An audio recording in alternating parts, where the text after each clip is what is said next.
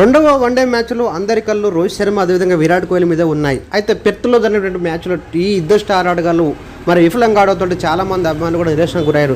ఇక ఈ క్రమంలో ఆడిలేడ్ టెస్ట్ మ్యాచ్లో తప్పకుండా వీళ్ళిద్దరూ ఫామ్లోకి వస్తారని చెప్పి వాతావరణం వీళ్ళకి అనుకూలిస్తుందని చెప్పి ఒక స్టేట్మెంట్ ఇచ్చాడు మన సునీల్ గవాస్కర్. వాస్తవానికి ఇద్దరు స్టార్ ఆటగాళ్ళు మన పెర్త్లో విఫలం కావడానికి ప్రధాన కారణం వాతావరణం లోపని చెప్తున్నాడు.